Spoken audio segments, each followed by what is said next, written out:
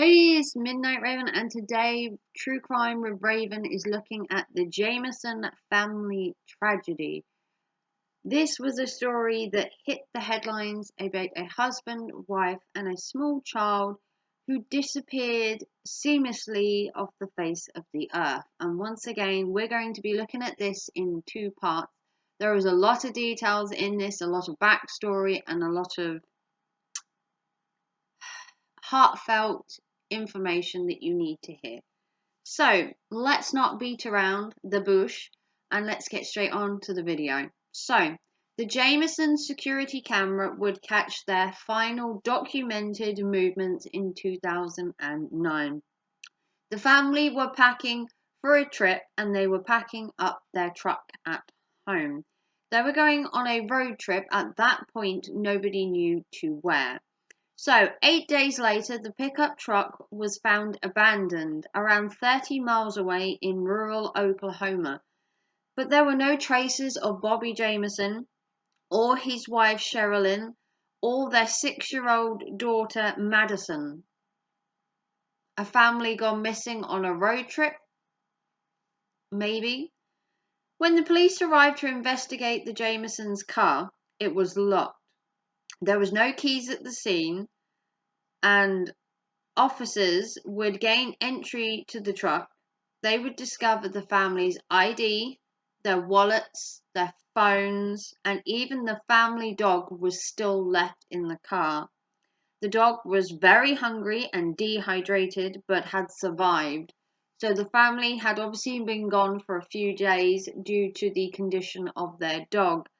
They also left a GPS system and $24,000 in cash just laying in their car. So would that spark some curiosity? Oh, you bet you, and suspicions ahoy. So, with £24,000 laid in a car, with a dog that was severely dehydrated and malnourished, and a family of 3 that seemed to have just disappeared on their road trip with no signs and had left all their belongings behind, this is a case that definitely caught the police's attention. So, with no clues to where the Jamison family had gone, why they had left their car, why they had left their dog, the police started with drones searching the area and would use tracker dogs to try and catch the family's scent. They used hundreds of police and hundreds of volunteers to search the surrounding area and came up with nothing. There was no clues, no signs. They didn't even find bodies of them, which at this point would have answered some questions. 4 years later, the police still had no clue to the family's whereabouts. They hadn't been sighted, nothing had been found. But alas, in November 2013, 2 deer hunters made the grisly discovery of some skeletal remains. The skeletal remains were of 2 adults and a child. The bones were laying side by side, face down, and were less than 3 miles from the abandoned truck. This was in a remote mountainous area, and obviously it took 4 years for these deer hunters to find it.